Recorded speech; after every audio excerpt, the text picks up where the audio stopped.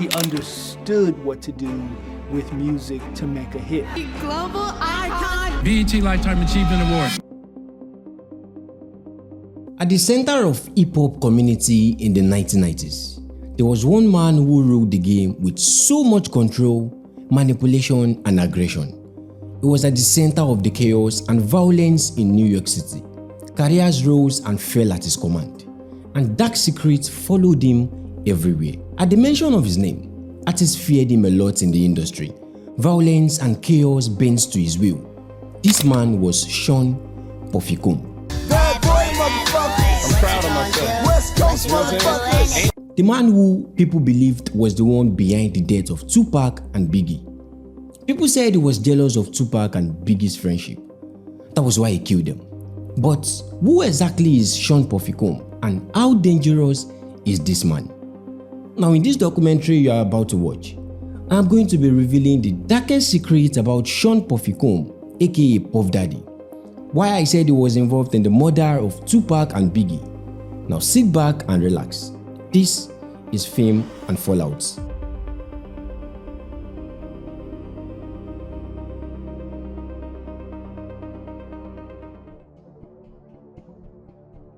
Puffy was insanely jealous of Biggie and Pac's friendship.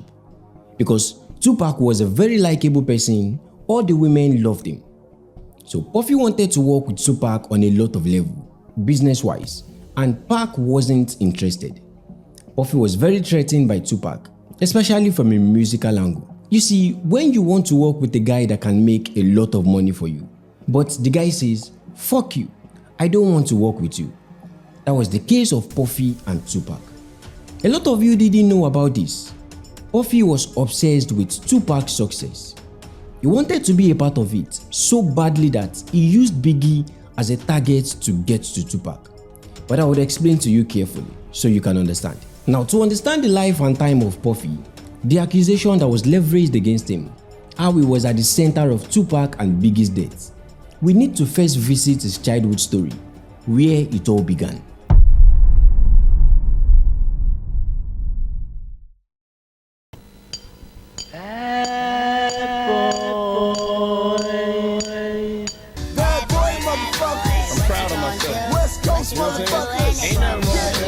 Sean John Combs was born on November 4th, 1969 in Alley, New York City.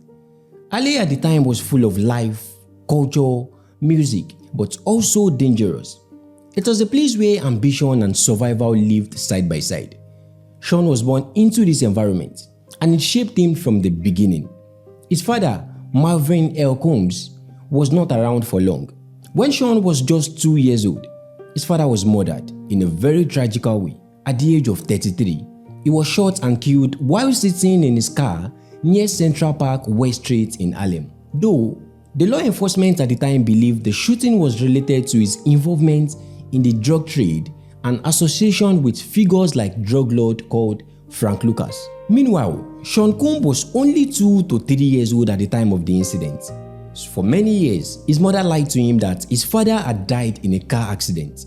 You see, the loss of his father created a deep absence. He grew up without knowing what it meant to have a father figure, protection and guidance from a man in the house. His mother, Janice Combs, suddenly became everything. She worked multiple jobs as a model assistant and teacher to support her son. Janice was strict. She was disciplined and protective. She believed strongly in structure, manners, and appearance. She dressed Sean well, taught him confidence, and made sure he carried himself with pride, even when life was hard. Because of the danger in Harlem, Janice made a decision that changed Sean's life forever. She moved them to Mount Vernon in New York, a quiet suburban area at the north side of the city. Now, this move was not about luxury. It was about survival and opportunity. That was where Sean experienced a different kind of life. He saw stability, routine, and people who planned for the future. From a young age, Sean showed signs of strong personalities and leadership. He liked attention, he liked being heard, he liked organizing things and telling people what to do. He was confident, sometimes he was stubborn, but he was very, very ambitious. Teachers and adults noticed he didn't like being overlooked. Sean attended Mount Saint Academy, a Catholic high school in Bronx. The school was strict. Discipline mattered. Rules mattered. For Sean, this environment reinforced what his mother had already taught him. He learned that control, order, and presentations were important. He was a member of the football team that was active in the school's Catholic community as an altar boy. Academically, Sean was average, but socially, he stood out. He was known for his energy, his sharp dressing, and his ability to connect with people. He was not quiet. He spoke with confidence and carried himself like someone who expected success. During his teenage years, Sean took on a job. He was working as a paper boy for the New York Daily News. Though this job may sound small, but it mattered. It taught him responsibilities, consistency, and value of earning money at an early age. He learned that showing up every day mattered. By his mid-teens, he was already obsessed with status and success. He studied influence. Even if he didn't yet have the language to describe it, he understood that perception mattered as much as reality. Music was always around him. Growing up in New York, Sean was surrounded by soul, funk, hip-hop, and R&B. He watched how DJs controlled crowd and how artists controlled attention. By the age of 17 to 18, Sean was already dreaming bigger than his surroundings. He didn't just want a job. He wanted influence. He wanted respect. He wanted to be untouchable. He believed that success was the only protection against loss. When Sean finished high school, he had developed the core traits that would later define him. They were ambitions, confidence, control, fear of failure, and the desire for power and recognition. These traits were not born from fame. They were formed in childhood through loss and discipline, through observation and survival. So by the time Sean Combs stepped into adulthood, he was already mentally prepared for a world where only the strong could survive. Though he had not yet entered the music industry, but the foundation was set. The boy from Harlem had learned early that life did not give second chance easily, and this mindset would follow him into every room he ever entered. Bad boy, motherfucker. I'm proud of myself. West Coast, motherfucker. Ain't nothing wrong with that. Sean Combs left New York and enrolled at Howard University in Washington, D.C. in the late 1980s. For Sean, Howard was more than a school. It was his first real taste of independence, freedom, and power outside his mother's control. Howard was a place where black excellence, ambition, and culture came together. So Sean really took advantage of these to build himself. One of the most important things he did at Howard was organize parties. These were not ordinary college parties. They were large, well-planned events that brought in hundreds of students. So what he does was he handled promotion, music, security, and money. He even charged entrance fee and paid DJs. Through this, he learned how to turn excitement into profit. At that point in his life, he was no longer a traditional student. He often skipped classes to focus on ideas that excited him more than textbooks. His ambition was already pulling him away from the slow part of college life. He wanted fast results, and that was his trademark. Anywhere you see him, he was intense. He spoke fast. He worked fast. He wanted things to be done immediately, to the point whereby when people disagreed with him, his anger showed up. His chest would rise, his face would tighten, and his voice would grow louder. In fact, he breathed hard and pushed his point until other people agreed with him. You see, it was the way he used to react when angry that got him the nickname Puffy. His friends started calling him Puffy not because he sounded cool, but because he would always make this oof and poof sound whenever he was upset. Now that name followed him everywhere, into the streets, into schools, into Howard University. And by the time he arrived on campus in the late 1980s, he was barely called Sean. People now knew him as Puffy, the loud one, the confident one, the guy who always acted like he was in charge. By his early 20s, Sean felt that the world he wanted was not inside a classroom. He believed opportunity was waiting in New York. This belief pushed him to make risky decisions, which means leaving Howard before completing his degree. Bad boy, motherfucker. I'm proud of myself. West Coast, motherfucker. Ain't nothing wrong with that. Sean Combs returned to New York City with nothing but passion. New York in the late 1980s was loud, competitive, and unforgiving.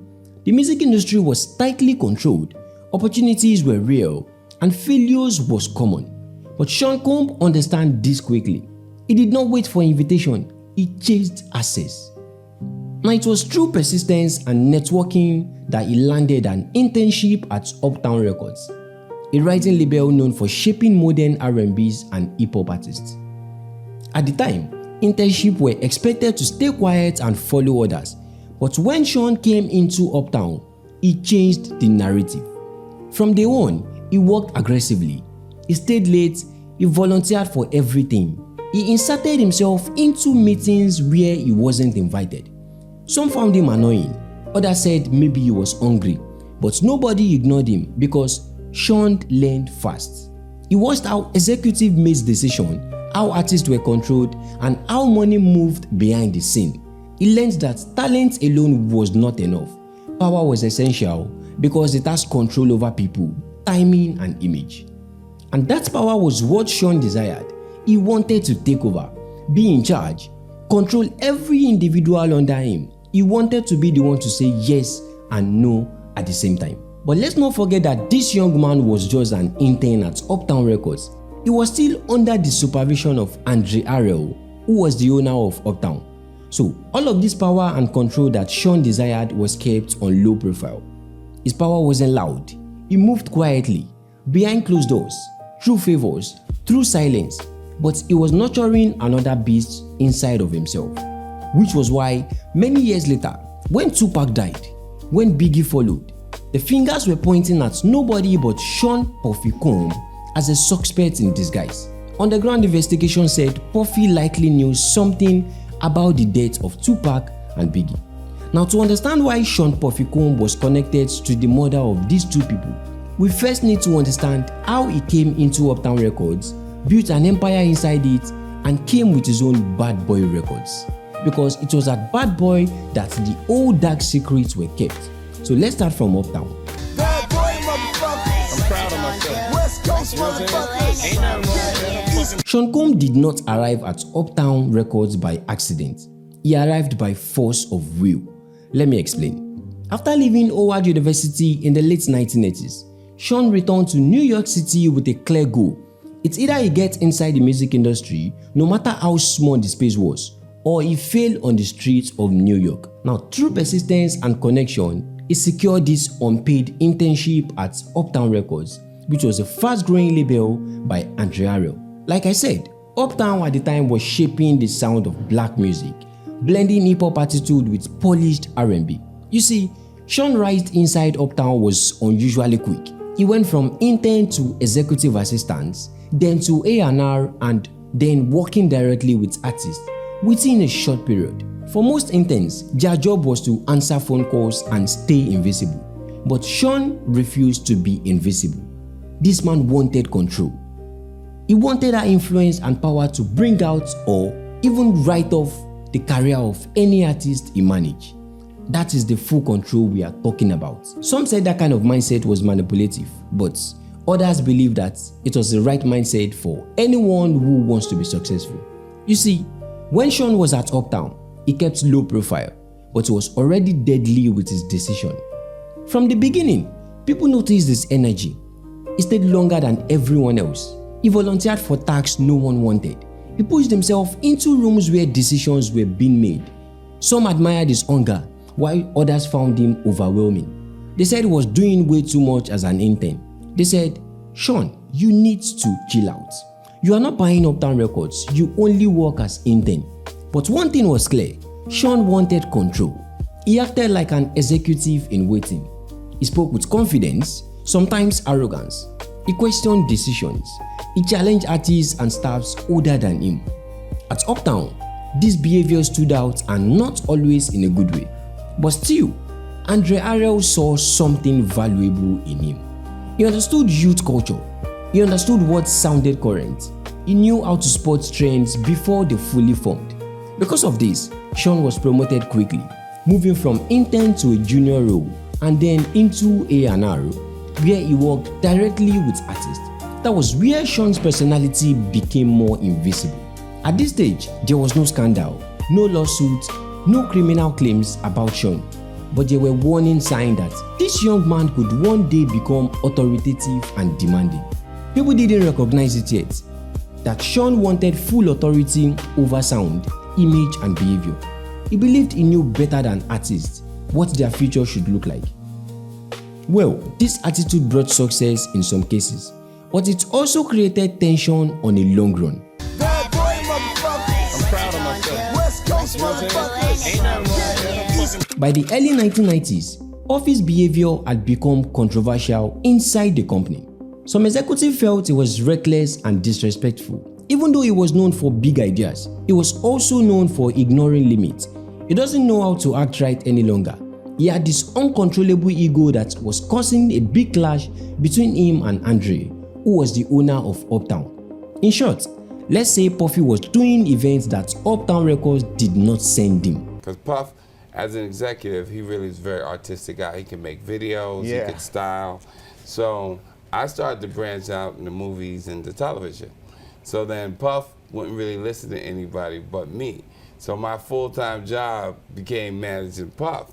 And I was doing other things. So even when I let Puff go, for the whole time he was let go, he was always on payroll. And you see, one of the events he organized led to the killing of 9 people in 1991. Puffy was the mastermind of that event, and here was how it happened. Bad boy, motherfucker. I'm proud of myself. West Coast, motherfucker. Ain't nothing wrong with that. In 1991, while he was still under Uptown, Puffy organized one of the most tragical ending party in New York. He promoted a celebrity basketball game at the City College of New York. So at the time, Puffy was just 22 years old, still under Uptown, but he was promoting his own party and events to build his personal brand, even when it was against the rules of Uptown. Now, this event was dangerously oversold. A lot of students attended with no proper organization, resulting in a stampede that killed 9 people. Although Puffy was not legally charged by the law, but the tragical incident raised serious questions about judgment and responsibilities. There were a lot of questions asked as to why the organizers were not arrested. Even though Uptown faced pressure, when it was clearly Puffy's fault, he still didn't get charged or face the law. And that was the point where observers began to notice how unlawfully influential Puffy was. I mean, he could walk freely, even after pulling off what looked like a crime. You mean to tell me that 9 people died from that event, and not even the organizers was arrested or charged? Now let me quickly remind you that years later, this same man was in the center of Tupac and Biggie's murder case. Yet, he was never charged, he was never investigated, and people wonder how influential he was.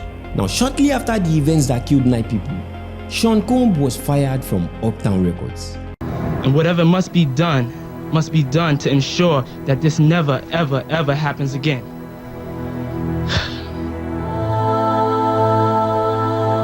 Bad boy, motherfucker. I'm proud of myself. West Coast, motherfucker. Ain't nothing wrong with that. When Sean got kicked out of Uptown Records, it was almost like the biggest mistake made by Andre. Officially, it was a business decision. It was quiet, it was clean, with no public drama. But for Puffy, it was total humiliation. And so, when he walked out of that label, he did not leave quietly, he left angry. To the outside world, it looked like a young executive losing his job. But inside Sean's mind, it felt like betrayal. He believed Uptown needed him. He believed the sound, the energy, and the artist all came from him. And when that power was taken away, something darker began to form underneath. Sean did not see his firing as a lesson. He saw it as a declaration of war. From that moment, the idea of Bad Boy Records came to life. Bad boy, motherfucker. I'm proud of myself. West Coast, motherfucker. Ain't nothing wrong with that. Bad Boy Records was not just a label, it was a revenge. A comeback to everyone who had written off Puffy after he got fired. But Puffy was coming out with a different energy entirely. I mean, you can't defeat a man with so much dedication towards his craft. Sean believed control was leadership. So, after Uptown, he did not slow down. In fact, he moved faster.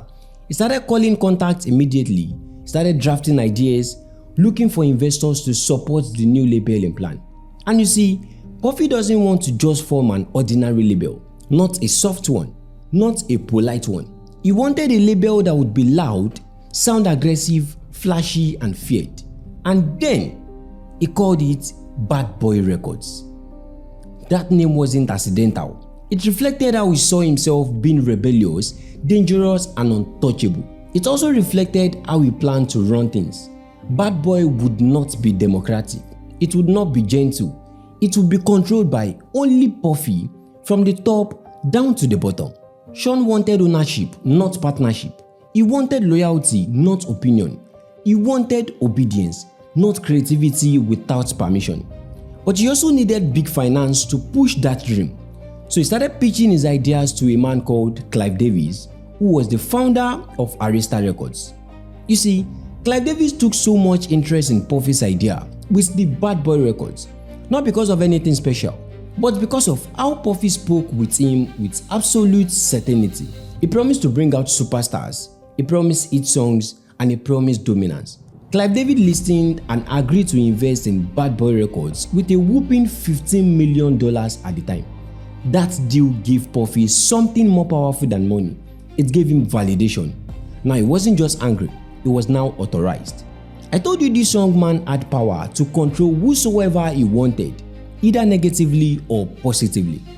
From the very beginning, Bad Boy ran on fear and pressure. It wasn't very stable. Puffy had to involve himself in everything: songwriting, production, marketing, and image drafting.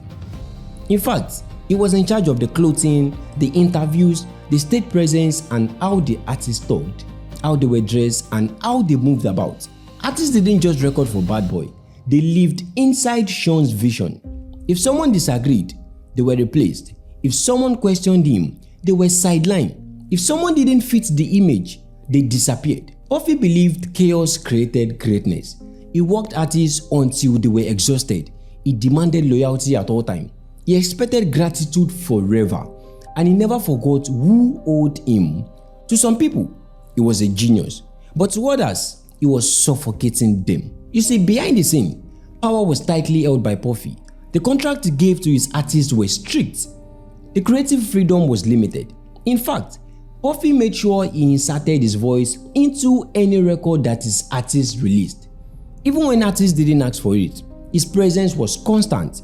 His authority was absolute. He wanted to be a part of any records that came out of Bad Boys, not because it was necessary, but because he wanted it by force. Need I remind you that this man wanted nothing but full control and absolute possession of whatever or whoever was under him.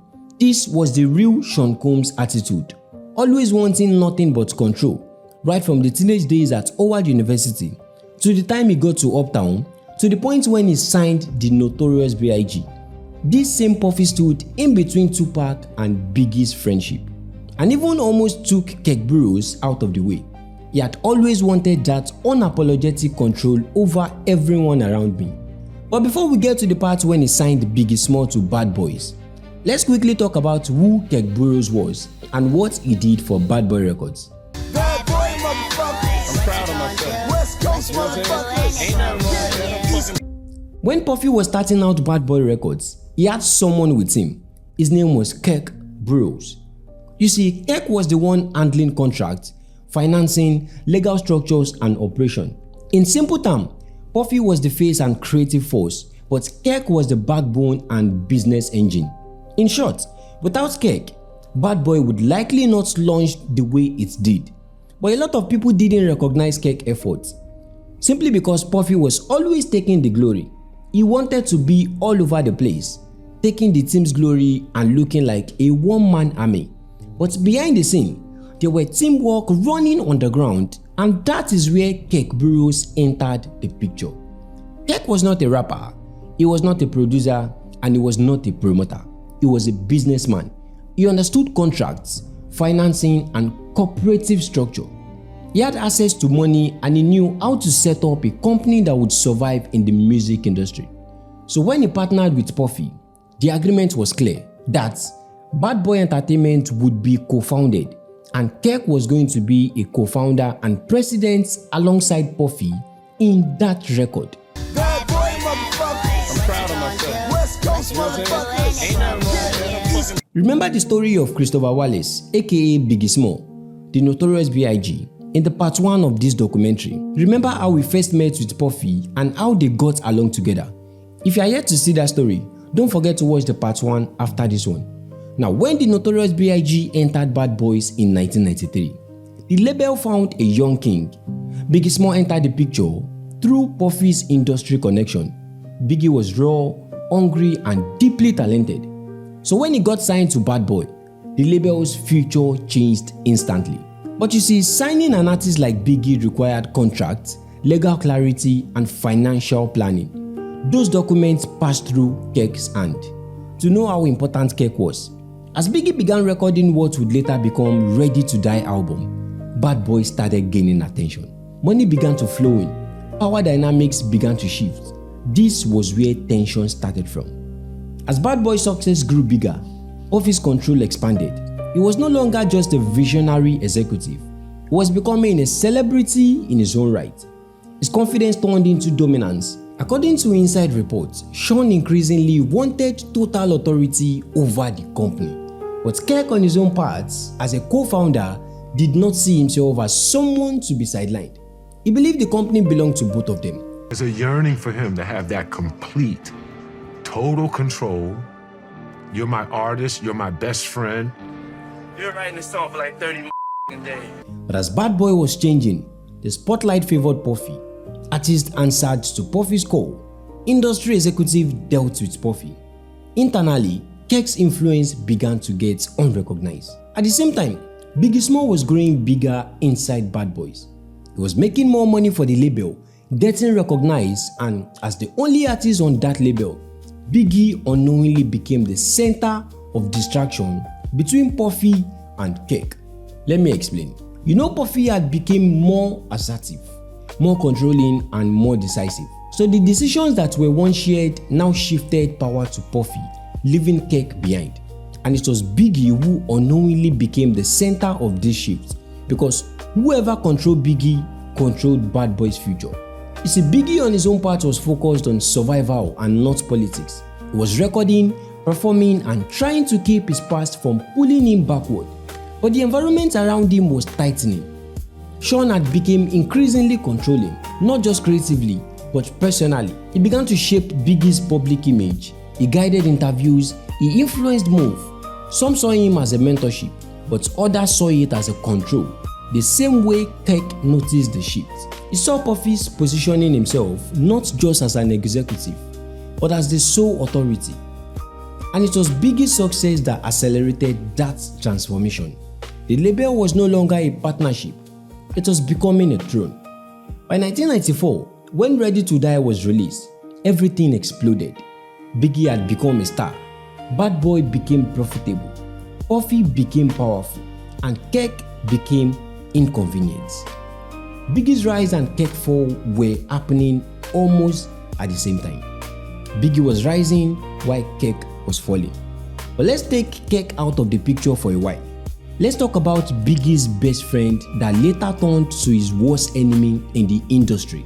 Bad boy, motherfucker. I'm proud of myself. West Coast, motherfucker. Ain't nothing wrong with that. Let's take it back to the early 1990s, when hip-hop was smaller than people remembered. A lot of artists actually knew each other. They shared the same stage and dreams.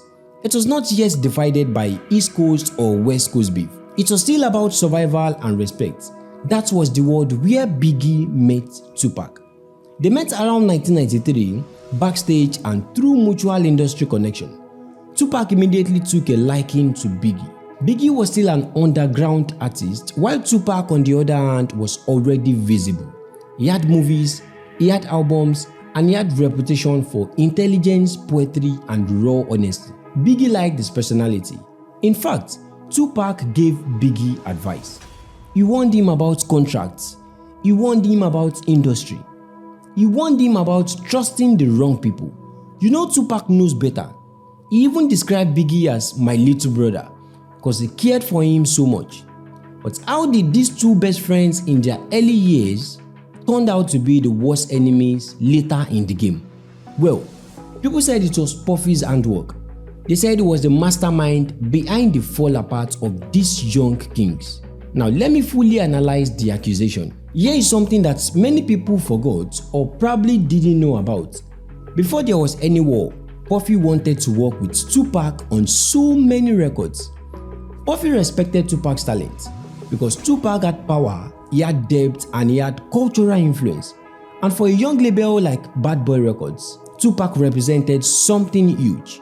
So Puffy had this long conversation with Tupac. In fact, there was mutual awareness, there were interests, but in the end, nothing ever happened. Why? Because Tupac was independent. He didn't like being controlled by anyone, not even by Puffy. But Puffy's style was more of a controlling and a dominant person in business. Tupac valued freedom and expression about anything. According to reports, Puffy reportedly attempted to sign Tupac to Bad Boy Records in the early 1990s. But Tupac declined the offer, saying Puffy was more of a businessman than a creative person, meaning he doesn't have the skill to handle him. In fact, Tupac even warned the Notorious B.I.G that Puffy's business practice would eventually rub him off if he wasn't careful. Now, that opinion which Tupac had about Puffy turned out to be the biggest disaster that was awaiting the industry, because Puffy became envious of the genius brotherhood between Tupac and Biggie. He hated the friendship simply because Tupac rejected the label offer. Bad boy, motherfucker. I'm proud of myself. West Coast, motherfucker. Ain't nothing wrong with it. When Tupac Shakur chose not to work with Sean Puffy Combs, it didn't explode into conflict overnight. There was no argument, there was no public insult, and there was no clear break. What followed was a long and dangerous silence. It was a turning point. Puffy moved on, or at least he appeared to have moved on. He focused his energy elsewhere, and that elsewhere became Biggie Small. You see, Biggie was different from Tupac. Biggie was quiet, he was less confrontational, and he was more willing to let Puffy handle the business side while he focused on the music side. To Puffy, Biggie wasn't just talented, he was moldable and controllable, something he couldn't do with Tupac. And this mattered a lot because it was gradually going to ruin Biggie, or perhaps be a significant part of Biggie's death.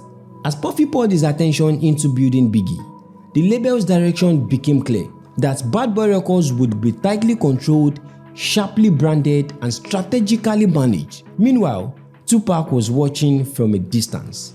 Bad boy, motherfucker. I'm proud of myself. West Coast, motherfucker. Ain't nothing wrong with it. At first, Tupac was proud of Biggie's growth. Biggie had been his friend, his protege, the young artist he once brought on stage and advised about the industry. So, seeing Biggie succeed should have been a celebration. But something didn't sit well with Tupac. Biggie's rise happened inside Puffy's system, a system that Tupac himself had earlier rejected. You see, from Tupac's perspective, it began to look like this. He warned Biggie about the industry. He rejected control. Yet, Biggie thrived under that very structure that Tupac never trusted. And that contradiction stayed in Tupac's mind. As Biggie's success began to grow bigger, Puffy's leadership styles hardened during this period. He demanded loyalty, he rewarded obedience, he disliked resistance, he demanded full control. But Kirk resisted. Even Tupac resisted. Only Biggie did not, at least not openly. Now this created a dangerous alignment. Puffy's influence over Biggie grew stronger at the same time that Kirk's influence was getting weaker. It was more like Kirk was getting pushed out of Biggie's success when he was actually a part of it from the very beginning. Now things started getting out of hand for Kirk when Biggie released his first album titled Ready to Die. You see, by the time Ready to Die began gaining real momentum, Bad Boy no longer had internal balance. The check and the voices that once slowed Puffy down were now fading off. The internal struggle mattered. This internal struggle mattered more than most people realize because it shaped how Bad Boy handled power, loyalty, and conflict. Puffy was already on the verge of kicking out Kirk from the record at the slightest opportunity. Puffy wanted to force him out of that label, or he wanted him to sign a 25% ownership to claim Bad Boy Records. Guess who the 75% was going to? Puffy's mother, Janice Combs. Now, Kirk was never going to take such cuts. He was ready to go head-to-head against Puffy. He would disagree with Puffy, and the same way Tupac did with Puffy. But before then, let's talk about how Tupac was almost killed the night in New York. Bad Coast motherfuckers. Ain't nothing wrong. On the night of November 30th, 1994, Tupac was at the Quad Record studio in New York City when something shocking happened. That night didn't just change careers, it changed beliefs, trust, and history. Before that night, Tupac Shakur still believed friendship could survive the industry. But after that night, he believed the industry was a setup that people close to him were not innocent. Let me explain. That night, Tupac wasn't at Quad Studio to record his own music. He had been invited to feature on a track for Lil Sean, who was a rapper connected to the New York scene. According to reports, it was said that Tupac was struggling financially at the time and he was taking features to stay afloat. He also had legal troubles hanging over him. He had previously been charged for sexual assault, so he needed money to clear the case in court. Tupac stormed into the location that night. By the way, he knew Biggie and Puffy were also inside that building. Biggie was his friend, while Puffy was someone he had industry respect for, even if they didn't work together. From Tupac's perspective, being in that building meant being among familiar faces, so he wasn't expecting any form of attack. He felt safe in there. Little did he know he was the target of the night. As Tupac entered the studio lobby, he was confronted by armed men. He was shot 5 times. The attack was brutal, fast, and personal. He was robbed, beaten, and left bleeding on the floor. It was clear that they came for him, even though he survived with serious injuries. And here is where the story became complicated and controversial. At the time of the shooting, Biggie Small and Puffy were inside that building. They were either recording or attending section upstairs. According to reports, it was said that they did not know about the attack on Tupac. Now, whether they were aware or not, nobody could confirm. Biggie said he was shocked at the news. Tupac said he had nothing to do with the incident. Both of them denied any involvement in planning or knowledge of the attack on Tupac. But for Tupac, he didn't judge the situation in a courtroom way. He judged it emotionally. He believed that Bad Boy team wanted to kill him indirectly. His instincts never lied to him. So what hurt him most was what happened after the shooting. Biggie and Puffy did not rush downstairs. They did not visit him immediately. They did not publicly defend him. To Tupac, that silence felt like betrayal. Whether the interpretation was fair or not, it doesn't matter to him. He trusted his instincts, and that was where the real beef started. Tupac against the old Bad Boy Records. Now, to add more salt on the injury, the very next day after Tupac got shot, while he was still recovering, still bandaged and still bleeding, he got arrested and charged to court. Remember, he had an ongoing sexual assault case beforehand. So Tupac appeared in court in a wheelchair. He was still bleeding, he was still injured. That image shocked the world. To Tupac, he felt like the system had no mercy on him. He believed he was being punished while others moved freely. Meanwhile, Biggie was free. Puffy was working. Bad Boy was growing. Now that contrast burned in Tupac's mind. And then in the midst of that drama, the worst judgments came for him in December 1994. Tupac was convicted of sexual abuse and sentenced to 1.5 to 4.5 years in prison. For Tupac, this prison didn't just take his freedom, it took more than his time. He believed the industry had turned on him, friends had become silent enemies, power protected some and destroyed other people. Inside the prison wall, Tupac felt abandoned. Biggie did not visit. Puffy did not reach out publicly. Whether they were advised not to or they simply stayed away from him, it didn't matter to Tupac. Silence became a betrayal. Now let's leave Tupac in prison for a while. Let's forget about Andre Harrell for a second. Let's talk about the mastermind behind this industry beef, Sean Puffy Combs of Bad Boy Records. We all know the business side of him, but let me take you back to the family side of this man. Bad boy, motherfuckers. I'm proud of myself. West Coast, motherfuckers. Ain't nothing wrong. Back in the early 1990s, before Bad Boy Records, before the fame, when Sean Combs was still building himself, one of the most important people in his life during this period was Misa Hilton. Misa was his girlfriend and also a creative force in her own right. She was a fashion stylist deeply connected to hip-hop culture. She understood the industry, the pressure, and the cost of ambition. So, their relationship was passionate but very complicated. Because Puffy was obsessed with work, Misa wanted balance. Puffy chased the future, Misa lived in the present. Though they loved each other, but success was already pulling Sean away. In 1993, everything changed. Sean Combs became a father. His first child was born, Justin Dior Combs. For the first time, Sean wasn't just responsible for himself, for the label or the artist. He was responsible for a life, a child of his own. You see, fatherhood hit Sean deeply. He didn't grow up with his own father who was killed when he was just a child. That presence shaped him a lot. And when his first child was born, Sean was determined not to repeat that story. He showed a gentle side towards his child. He spent time with him when he could. He spoke about wanting to give his son everything he ever had, both security, opportunity, and protection. But the timing was the problem. You see, Justin was born when Bad Boy Records was beginning to explode. Sean's world was expanding fast and pulling him in every direction. Success doesn't slow down for fatherhood. So Sean and Misa's relationship struggled under that pressure. Even after they both had their baby, there were long hours, long nights, travels, stress and ego, which eventually results to their separation. But even after the breakup, Misa remained a significant figure in Sean's life. While the world around Sean was becoming more dangerous, his personal life was pulling him towards responsibility. This construct is very important. Sean Puffy was living two lives at once, as a father to Justin and as an executive to Bad Boy Records.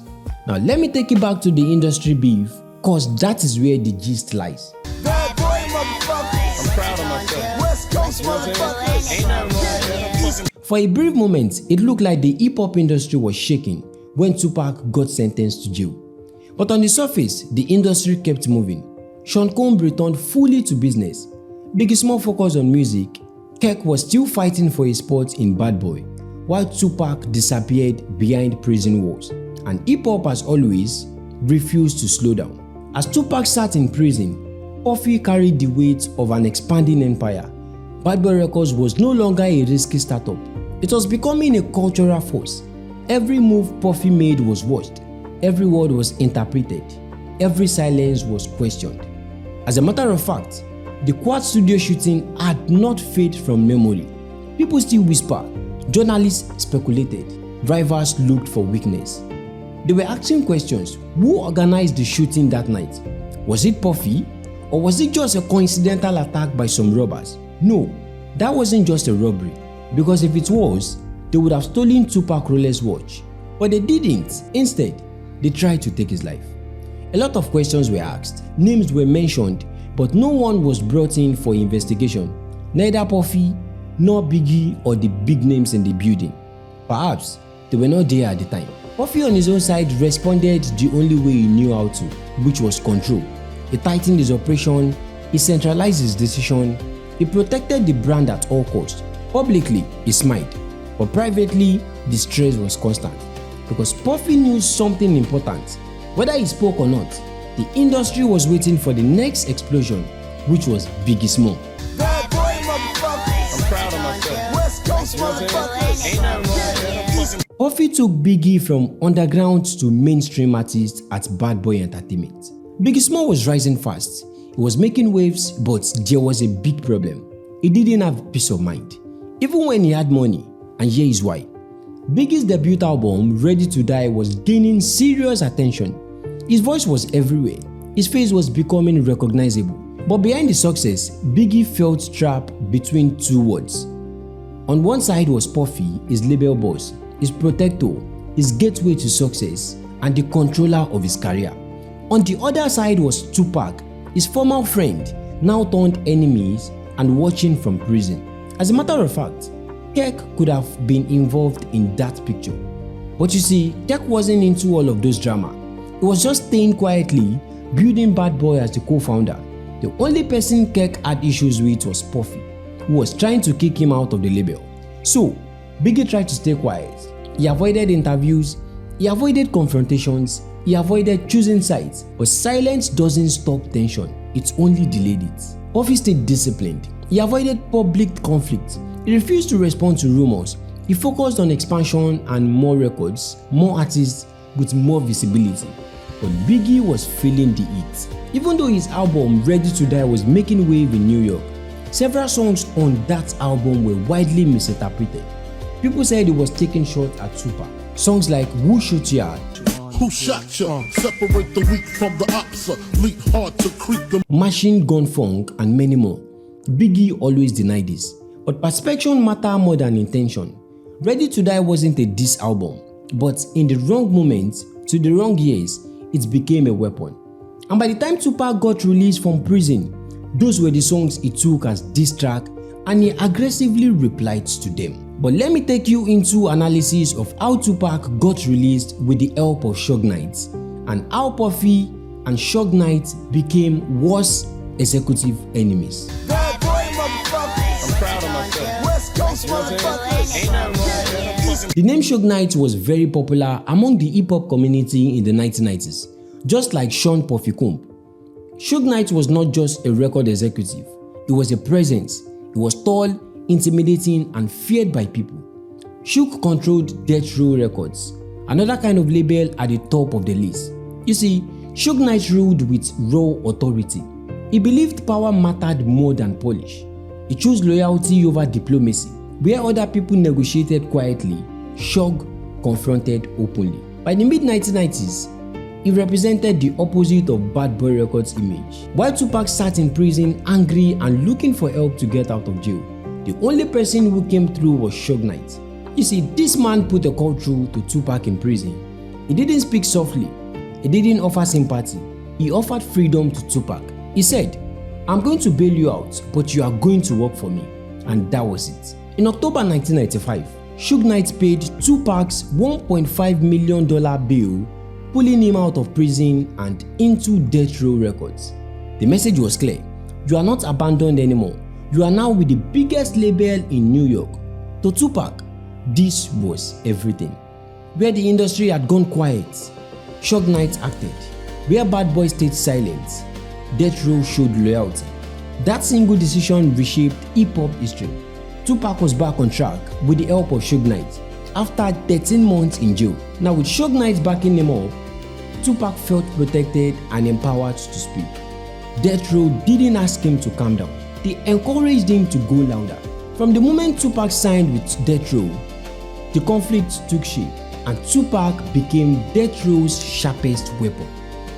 Tupac didn't just attack Biggie or Puffy for fame. In his mind, this was personal. From prison, he had watched them. Biggie's career rise. Bad Boy dominated the charts. Puffy expanded his empire. And when Tupac finally started firing at Bad Boy, he didn't separate Biggie from Puffy. He attacked everyone on that label, including Kirk. To him, Puffy wasn't just a label head, he was a gatekeeper of silence. A man with power who chose not to intervene, not to clarify, and not to reach out. Whether it was true or not, it didn't matter anymore. Tupac believed Puffy knew more than he said, and Death Row gave Tupac the platform to say his mind. Tupac began recording at an unbelievable pace. He poured rage into his lyrics. He called out names. He made no efforts to soften the words. His songs were not metaphor anymore. They were accusations directed at the enemies. This wasn't just about Biggie. Puffy became part of the target, symbolizing industry power that protected itself while letting others fall. Puffy was the devil in disguise, according to the rules. Now you would want to ask what Suge Knight was doing to calm Tupac's anger. Well, Suge Knight didn't calm Tupac. In fact, he was putting more fire. He amplified him. You know, Suge Knight understood the more Tupac released more diss track, the more money for Death Row Records. I mean, that was why he bailed him out from jail in the first place. So Suge was behind the scene, pumping up Tupac, backing him up against Puffy and Biggie, while the money kept coming in. Puffy, on the other hand, was also pushing Biggie to reply Tupac's diss track, because that was what the culture was all about. He doesn't have the full courage to attack Tupac on a diss track, not because he could not out-rap or face Tupac lyrically, but because Biggie was the calmest in that beef circle. He doesn't like problem. The most famous moment came in August 1995 at the Soul Award in New York City. One of the most shocking things ever happened. Bad boy, motherfucker. I'm proud of myself. West Coast motherfucker. Ain't nothing wrong with that. That night, Suge Knight walked on the stage to accept an award for Death Row Records. But instead of giving a standard speech, he paused, looked directly at the crowd and indirectly at Puffy. Then he gave a speech that froze the room. And one other thing I'd like to say, any artist out there want to be an artist and want to stay a star, and don't want to have to worry about the executive producer trying to be all in the videos, all on the record, dancing, come to Death Row. He said, any artist out there who want to be an artist, who want to remain a star, and who doesn't want to have to worry about executive producers trying to be in all the videos, all in the name of record, dancing all around, they should come to Death Row. Now, immediately after that speech from Suge Knight, everyone knew exactly who he was talking about. Sean Puffy Combs. Let me explain. You see, Puffy had become famous for appearing in Bad Boys videos and performance of his artists. He always wanted to be in every video, just like a video vixen. So Suge Knight took a jab at him, saying he doesn't have to appear in his artist's video all the time, looking like he was trying to take the praise and the glory of his artist. Suge's comment wasn't just a joke, it was a public humiliation delivered in Puffy's home city on hip-hop biggest stage, New York City. Puffy did not respond immediately, but the damage was done. That speech wasn't about videos, it was about power. Suge Knight was trying to say Death Row was real, Bad Boy was fake. And that was why when Tupac died in 1996, everyone realized something shocking, that this rivalry had gone far beyond music and no one was saved from the consequences. Bad boy, motherfucker. I'm proud of myself. West Coast, motherfucker. Ain't nothing wrong with. By the summer of 1996, the tension in hip-hop had stopped being lyrical. What began as rivalry had now turned into fear. Sean Puffy Combs was now running Bad Boy strictly on his own instruction. Him and Kirk were on the verge of splitting. But the beef he had with Suge Knight and Tupac was still going. From the West Coast, Tupac was louder than ever. He was angrier, he was sharper, and convinced that enemies surrounded him.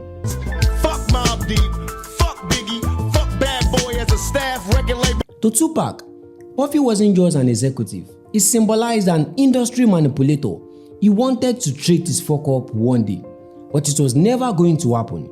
Because on the night of September 7, 1996, Tupac was in Las Vegas attending a Mike Tyson boxing match at the MGM Grand. The atmosphere was tense, crowded, and charged with ego. Death Row affiliates surrounded him, security was loose, and emotions were high. After the Mike Tyson fight, Tupac got into an altercation with a gang member called Orlando in the hotel lobby. It was a brief altercation, but it was very serious. Later that night, Tupac rode in a black BMW with Suge Knight, heading to a nightclub. But as they got to a red light on East Flamingo Street, a white Cadillac pulled up beside them, rolled down the window, and shot at them.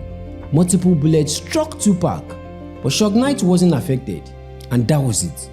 Tupac was immediately rushed to the hospital, and for 6 days he fought for his life. But unfortunately, on September 13, 1996, Tupac Shakur died from his injuries. He was just 25 years old. The hip-hop world froze. For Puffy, the news was shocking. This wasn't a diss record any longer. This wasn't publicity. This was death. The industry had crossed a line it could not step back from. Puffy was surprised and saddened. He said he had nothing to do with the killing of Tupac.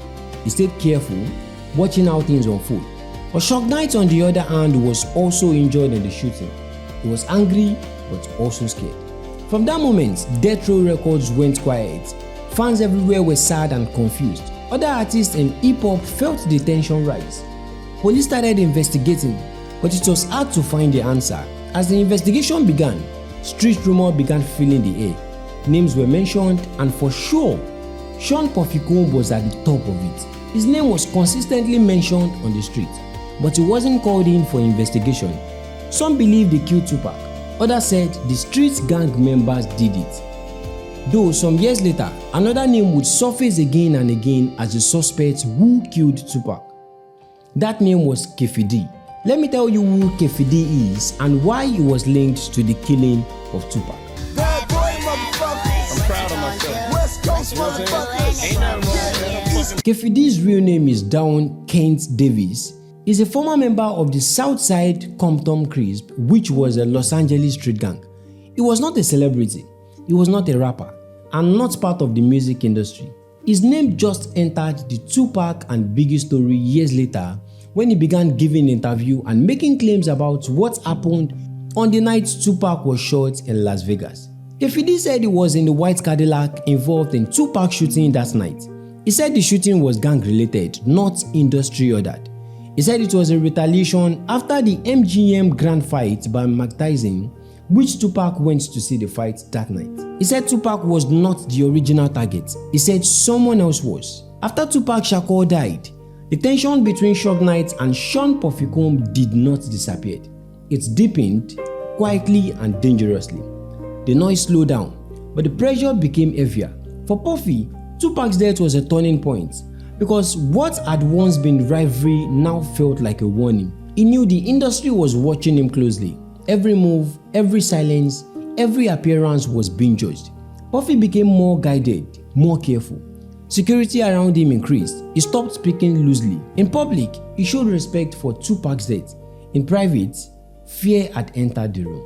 Suge Knight reacted differently on his own part. He was wounded in the shooting, but he was alive, and he carried anger. Suge Knight spoke as if the war was unfinished. He made statements that kept the tension alive, insisting that Tupac's death was not random. It was planned by the enemies. Even without naming Puffy directly, the message was clear that Bad Boy was still the enemy. Bad boy, motherfucker. I'm proud of myself. West Coast, motherfucker. Ain't nothing wrong with that. After Tupac Shakur death, Sean Puffy Combs did something unexpected. He first slowed down. For a while, Puffy stayed in his zone. He kept Bad Boy close. He reduced unnecessary movement. He focused on business meeting, studio works, and damage control. Everyone knew the industry was still unstable, and Puffy understood that any wrong step could be fatal. But it didn't take long before Puffy did the opposite. He decided to go to West Coast when the tension of Tupac's death was still very much alive. Now, he doesn't go alone. He went there with Biggie Small. By early 1997, few months after Tupac's death, Biggie Small's second album, Life After Death, was released. It was powerful, it was darker, with more reflective, and it carried a heavy weight. So the label needed promotion. They needed radio appearance, industry presence, and visibility, meaning they had to go on a promotional tour. For Puffy, this wasn't just about music. It was about controlling of the narrative and the rumors surrounding Bad Boys that they killed Tupac. Puffy knew that if they decided to stay silent, people would think the rumor were truth. So he wanted him, Biggie, and the Bad Boy team to go to West Coast for promotion. He wanted to show them the Life After Death album and maybe make peace with the West Coast.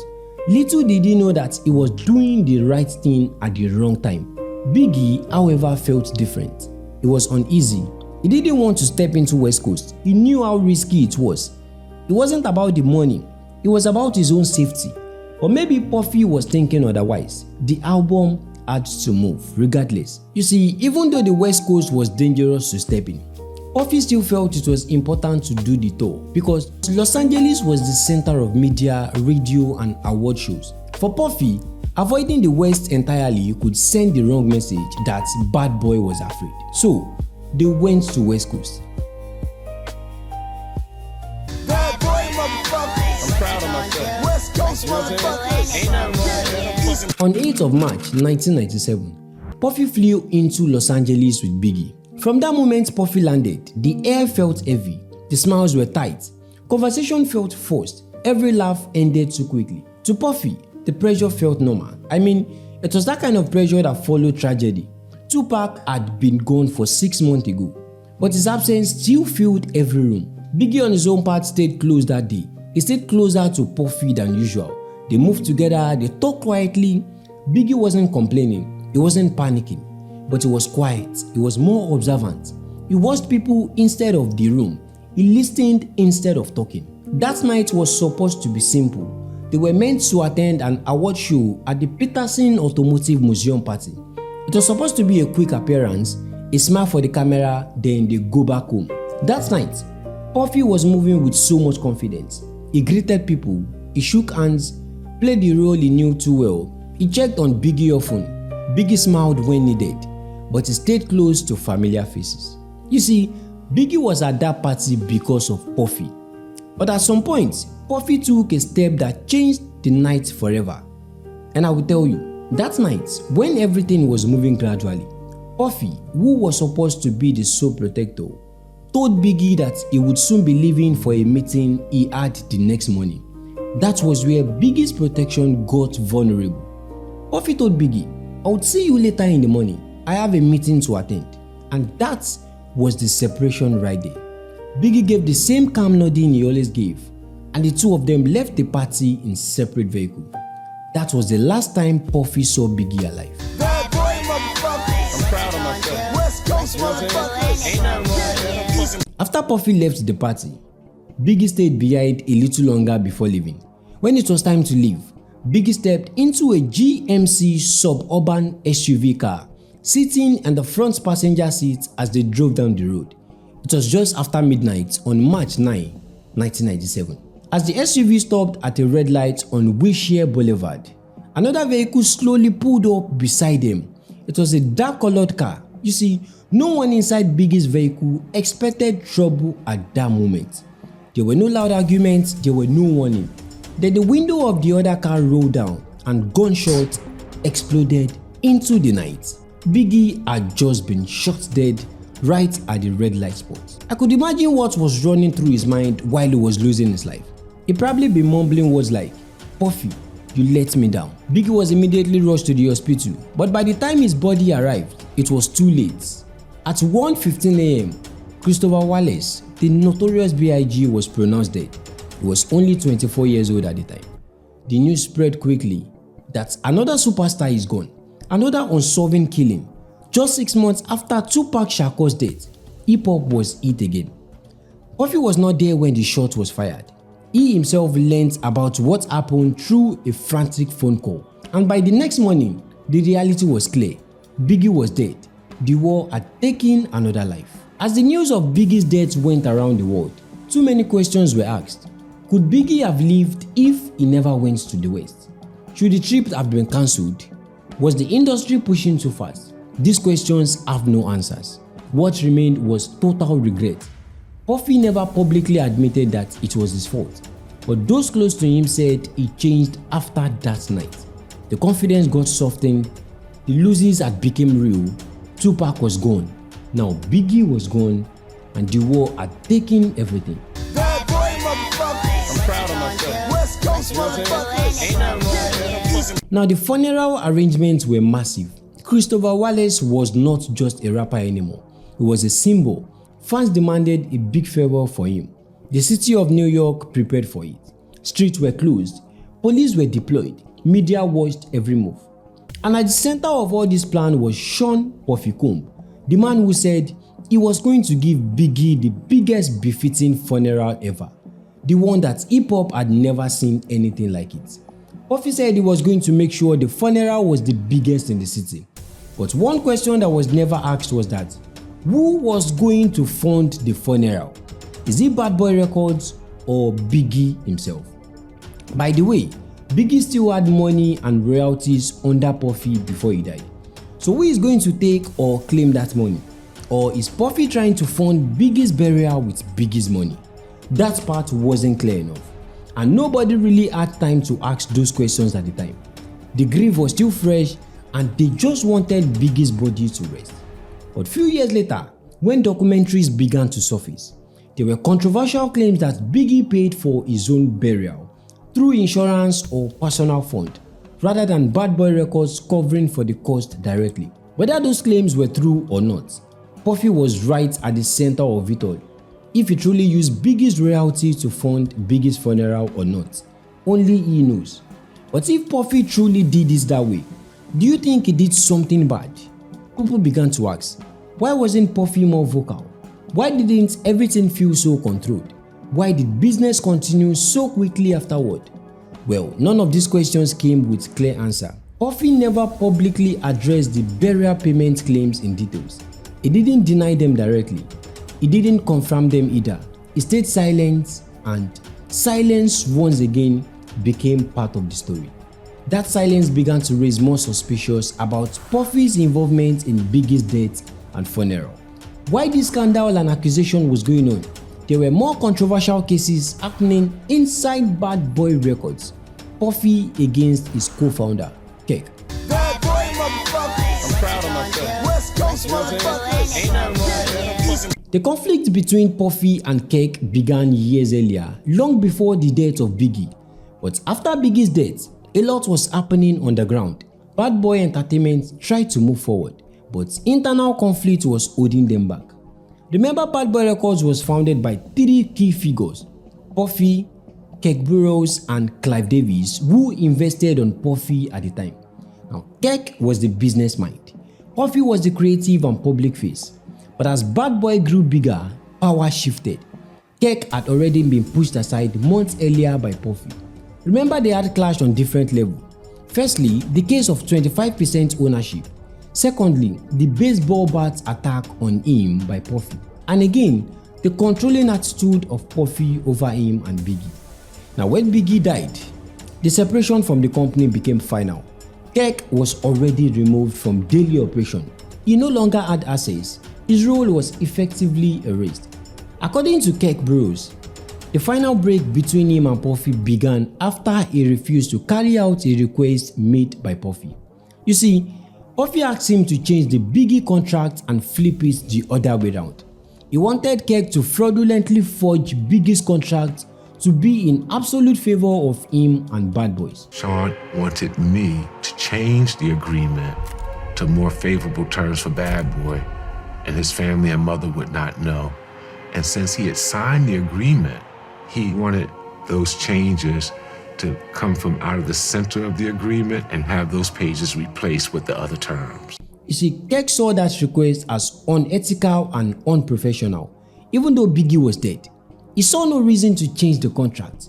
He told Puffy he would not do it because that was not right. But Puffy refused to listen to him, and that exactly led to the final breakout of Kirk and Puffy. Because exactly 90 days after the disagreement, Puffy fired Kirk, marking the end of Kirk's 25% share and ownership in Bad Boy Entertainment. Bad boy, motherfucker. I'm proud of myself. West Coast, motherfucker. Ain't nothing wrong with that. After Kirk Burrowes was removed, Bad Boy became fully centralized under Puffy. There was no partner left to question him, no internal balance. Decision flowed one way. Biggie was gone. Kirk was fired. Puffy gained total control of Bad Boy. The label became more aggressive and more powerful. So Puffy started rebranding himself from a label executive to business mogul. His focus shifted to fashion and cooperative partnerships. He got involved in less chaos and more structures. It became apparent that Puffy had learned from the loss of Biggie. And throughout the late 1990s, Puffy was building Bad Boy a way different from what it used to be when Biggie was alive.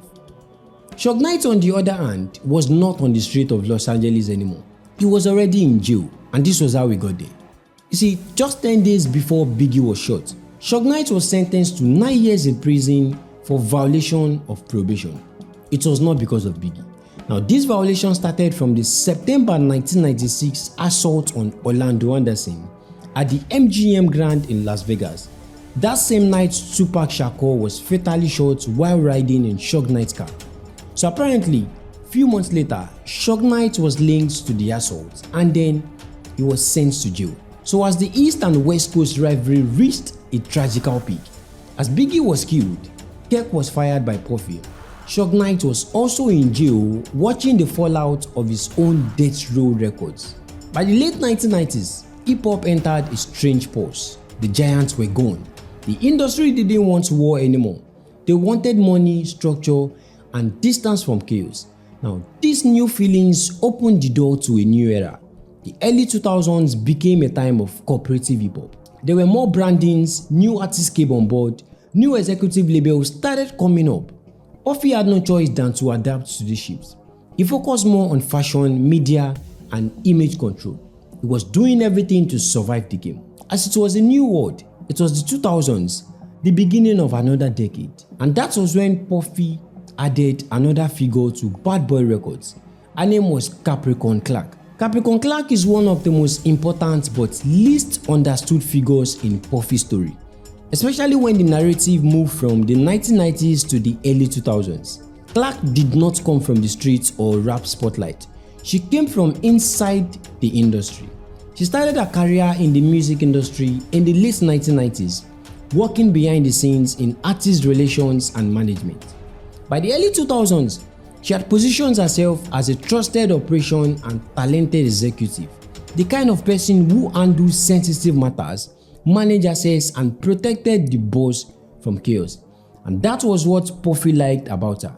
So, he gave her a contract at Bad Boy.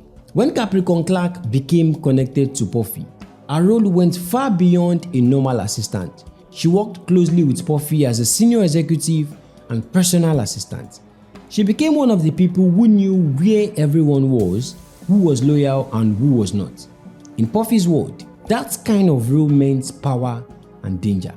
By this time, Puffy had changed a lot. Because after losing Biggie, Puffy was no longer reckless. He was calculative, he wanted control, not noise. And Capricorn fits into this phase perfectly. Her responsibilities reportedly include managing artists and staff, coordinating travels and security, acting as a gatekeeper between Puffy and outsider. She was not an artist, she was not a public figure. She was in the room when decisions were made, and that is why her name mattered. But there was a problem. Capricorn had previously worked for Suge Knight at Death Row, and Puffy never knew about it before giving her a contract at Bad Boy Records. That alone already viewed Capricorn as an enemy working in the opposition camp. And by the time Puffy would realize that Capricorn had past connection to people associated with Death Row, he was triggered with so much anger. From Puffy's perspectives, he believed enemies were still existing around him. He needed to confront her by himself. As Puffy continued to push Bad Boys further with Capricorn in the settings, Suge Knight got released from prison in 2001. You see, when Suge got out, he realized the landscape of hip-hop had shifted. A lot has changed over the years that he has been in jail. Capricorn Clark, who had previously worked for him at Death Row Records during the 90s, was now working for Bad Boy Records in the early 2000s. Suge Knight's empire had crumbled while he was in jail. He rebranded the label from Death Row to Da Row Records and signed new talent. But unfortunately, despite this signing, the label never released an album, and he never regained the industry dominance he held in the 1990s. In addition, Suge Knight faced numerous financial issues and high-profile bankruptcy. In 2003, he was again jailed for 10 months for punching a park lot attendant. But while Suge Knight was going in and out of jail, while Death Row was crumbling, Puffy and the Bad Boy Records were still staying elevated, and Capricorn Clark was also getting the threat of her life at Bad Boys. Bad boy, motherfucker. I'm proud of myself. West Coast, motherfucker. Ain't nothing wrong. According to reports in 2004, Puffy and a security guard allegedly drove Capricorn to a Central Park at night. He reportedly told her he didn't know she had ties with Suge Knight and warned that if anything happened because of her past, he would have killed her. That was the first threat to life that Puffy gave Capricorn. Shortly after, when some jewelries went missing at Bad Boy, Capricorn was locked in a mini office for 5 days and was forced to take multiple lie detector tests by Puffy. She was allegedly told that if she failed, she would be thrown into the East River. She felt threatened and controlled while working for Puffy. Well, after a series of threats and humiliation, Capricorn Clark finally left Bad Boy Records in 2006. By that time, her relationship with Puffy had reportedly deteriorated badly. She was emotionally exhausted and fearful. She no longer felt protected or trusted. Her exit from Bad Boy was not public. There was no press release, there was no farewell, and there was no explanation. She simply disappeared from Puffy's orbit. Bad boy, motherfucker. I'm proud of myself. West Coast, motherfucker. Ain't nothing wrong. Capricorn exit marked the end of a second era in Bad Boy Records since the first exit of Kirk in 1996. After 2006, Puffy's world became tighter and more insulated. He became a corporate mogul, not a music hustler. He wanted to expand into fashion and liquor business. He wanted power that no longer needed noise. In the decade following the death of Tupac and Biggie Small, Puffy gave several interviews across the media. He said Biggie's death shattered him. He repeated that he had lost a brother, not just an artist. And when he was asked about Tupac, Puffy often sounded careful. He said even though they had problems, he still wished Tupac was alive. But on the subject of who was responsible, his answer always stayed the same. He didn't know. Puffy also pushed back against conspiracy theories. He said he had no reason to want Biggie dead. Biggie was the heart of Bad Boy, the foundation of everything he built. Killing him would have destroyed his own world. Puffy never confessed. He never implicated himself. He never named the killer.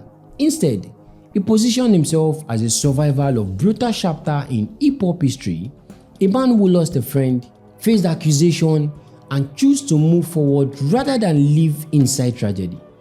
And that is where the tension remained, because Puffy's interview didn't solve the mystery, they only froze in the place. The question still remained unanswered, hanging between denial and doubt. And as time passed, one thing became clear, that Puffy saying "I don't know" was never enough for the world to hear. If everyone denied knowing anything, why did the question never die? Why is the world still searching for justice? But while Puffy was publicly closing the book on the past, his private life was becoming increasingly unstable. Bad boy, motherfucker. I'm proud of myself. West Coast, motherfucker. Ain't nothing wrong with that. For years, Sean Puffy Combs appeared to move untouchable by the law, even as stories followed him. Allegations of abuse, intimidation, and control surfaced over the years from people who was once close to him.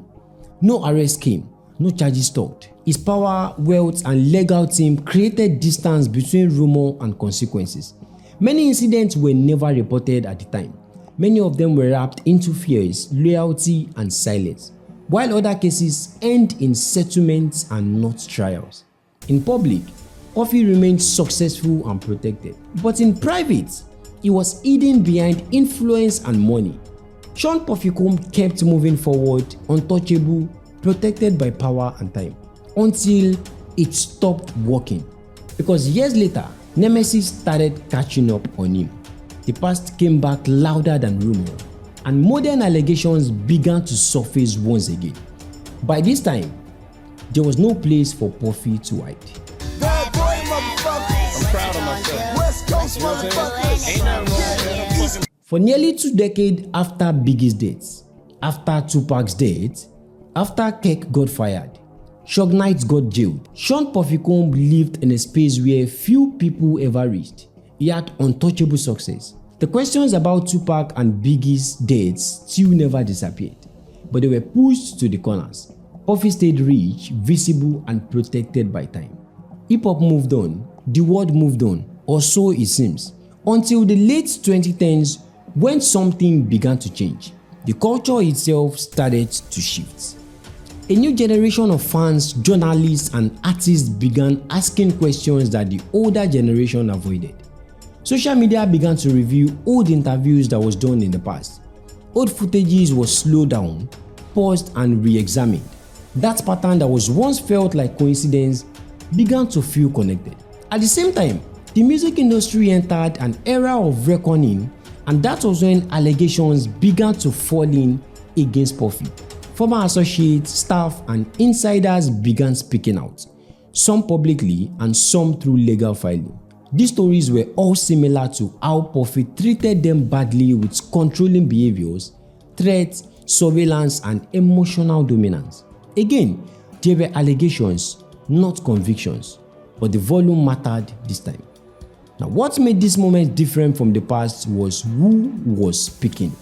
There were people from inside Puffy's world. People like Capricorn Clark, who had once been invisible, became part of the conversation. She also accused Puffy of abusing her. Now, the public began connecting dots across decades. The question was no longer, what did Puffy do? It now became, how long has he been doing it? To understand how deep and terrible the allegations against Puffy were, we have to analyze a documentary that was released in 2025. Bad boy, motherfucker. I'm proud of myself. West Coast, motherfucker. Ain't nothing wrong with that. On 2nd of December 2025, A Netflix documentary titled Sean Combs: The Reckoning was released. It was a 4-part series that examined Sean Puffy Combs' life, career, and the serious allegations and legal issues that emerged around him later in his life.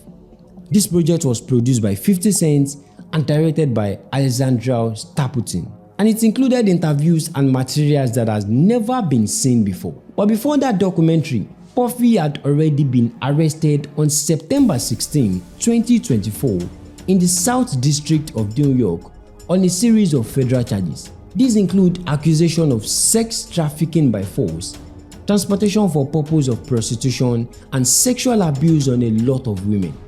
So when the documentary released a year later, it opened a lot of people's eyes to the dark side of Puffy and Bad Boy Records for decades. The first set of accusations in that documentary came from Kirk Burrowes. Bad boy, motherfucker. I'm proud of myself. West Coast, motherfucker. Ain't nothing wrong with that. Remember, Kirk was the co-founder of Bad Boy Entertainment and Puffy's early business partner. He claimed that Puffy was jealous and controlling. He even provided handwritten notes showing a breakdown of their work relationship. Kirk accused Puffy of professional misconduct, sexual abuse on girls, and potential involvement in Tupac's death. Kirk alleged that Puffy intimidated him using a baseball bat and forcing him to sign away his 25% ownership stake of Bad Boy. Not only was he abusive to me from an employer-employee standpoint, he was also abusive to me in other ways. He also claimed he was blacklisted from the industry after refusing to forcefully sign the biggest contract in favor of Puffy. Sean wanted me to change the agreement to more favorable terms for Bad Boy, and his family and mother would not know. And since he had signed the agreement, he wanted those changes to come from out of the center of the agreement and have those pages replaced with the other term. He said Puffy was jealous of Tupac and he probably had significant involvement in Tupac's death due to insane jealousy and manipulative marketing. Kirk also claimed Puffy made decisions that prioritized Puffy's image over fairness, including charging Biggie's funeral to Biggie's estate.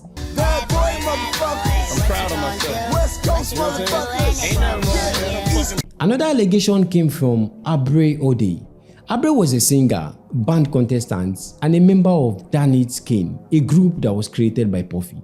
You realize the burden that puts on my soul for the past year, the weight of that man and his I will never get up from under it. She claimed Puffy was focused on bullying and control. She said he acted like a groomer, using his power to scare young artists into doing whatever he wanted. She also talked about a hush money offer where Puffy's team tried to pay her to sign a secret deal that would stop her from saying anything bad about him in future. Finally, she described a scary environment at Bad Boy Records. She said women were treated like objects and that she saw strange, inappropriate sexual behavior. So when the police raided Puffy's house in 2024, she said she finally felt validated because people were finally believing what she had been saying for years. Bad boy, motherfucker. I'm proud of myself. West Coast, motherfucker. Ain't nothing wrong with that. Another accuser on the documentary was Capricorn Clark, the former assistant and executive at Bad Boy. She gave some of the most shocking testimony in the documentary. She described her time working for him as a nightmare, filled with fears and violence. She claimed that Puffy forced her to drive him to Cody's house while he carried a gun and explicitly stating he intended to kill him. He also said she witnessed Puffy's explosive temper, alleging he once physically attacked her and often used threat words to keep his staff quiet. He says, hey, I didn't know you had anything to do with Suge. Like, if something happens, I'm gonna have to kill you. She described a dark world where Puffy used drugs and power to force people into sexual acts while he watched or filmed them. She claimed he was obsessed with total control over everyone around him, treating people like props rather than human beings. Bad boy, motherfucker. I'm proud of myself. West Coast, motherfucker. Ain't nothing wrong with that. After all these accusations, the whole world now saw Puffy differently. For the first time in decades, Sean Puffy Combs was no longer controlling the narrative. The accusation didn't land like rumors this time. They landed with names, dates, and sworn statements. For decades, Puffy survived questions, scandals, and whispers. He outpaced consequences. But now, the stories were no longer scattered. They were connected. And for the first time, the world wasn't asking what if. It was now asking, how did this go on for so long? This story is not only about one man. It's about a system that rewards power and punishes vulnerability. An industry where silence can be safer than truth, and where influence can bend accountability for years. It is about how fame can build walls around behavior, and how loyalty can turn into fear real quick. But unfortunately, Biggie Small never lived to see this reckoning. Tupac Shakur never got the chance to tell his full side of the story. Their deaths became an argument and conspiracies, while those who survived learned how to move quietly, carefully, and strategically. Sean Puffy Combs is still here, not in the past, not in the rumor, but in the present, quiet, guided, and watching from his prison cell while the music play on, while the headlines fade and return, while the courts move slowly, while the questions remain unanswered. Those who stayed silent still haven't. No verdict has closed this chapter. No truth has fully surfaced. And somewhere between power and consequences, between silence and exposure, Sean Puffy Combs remains not as a legend, not as a villain, but as a question hip-hop history hasn't finished asking. Bad boy, motherfucker. I'm proud of myself. West Coast, motherfucker. Ain't nothing wrong, man. As of 2026, Sean Puffy Combs is currently incarcerated in prison, serving a 4-year sentence after being convicted on 2 counts. First, transporting individuals across the state for prostitution and sex trafficking charges. He was transferred to FCI Fort Dix in October 2025, so he could participate in its residential drug treatment program. His official release date is currently set for May 8, 2028. However, this could be shortened if he earned credit for good behavior or successfully completes the prison drug treatment program. Many people felt he got off too easy. They look at these stories from victims like Cassie and Abreu and feel that 4 years isn't enough for decades of alleged bullying and abuse. They believe he should have been locked up for much more longer for running a criminal group. But in court, the jury found him not guilty of the biggest crime, like sex trafficking and racketeering. They only found him guilty of 2 smaller crimes involving moving people for prostitution. In the matter of U.S. versus Combs, count 1, not guilty. Transportation for prostitution, guilty. Combs was found not guilty of racketeering and sex trafficking charges. The judge had to give him a shorter sentence. But on the killing of Tupac and Biggie, no evidence ever tied him directly to their murder. So, no charges, no conviction, only shadows, timing, and unanswered questions. You see, the bottom line is whether it is right depends on how you see it. Looking at this full story, it feels like justice came too late. But looking at what the courts actually proved, according to the law, they were also right. In the end, it is up to people to decide for themselves. Power can protect, silence can hide, and fame can bury truth. Tupac is gone, Biggie is gone, and the world watched as whisper became warning too late. Sean Puffy Combs remains untouchable, yet exposed. A reminder that influence can outlast accountability. The lesson is very clear that success cannot erase harm and wealth cannot silence conscience forever. So we ask ourselves, how many stories, how many voices must be lost before the world finally listens? Well, hope you enjoyed the story. Every day we pray for you till the day we meet again. Temple 5'5" with dimples, potential wife credentials. Know about the For more videos like this, don't forget to subscribe and turn on your notification button so you won't miss other amazing documentaries like this one. You can also click here for more fame and fallout stories.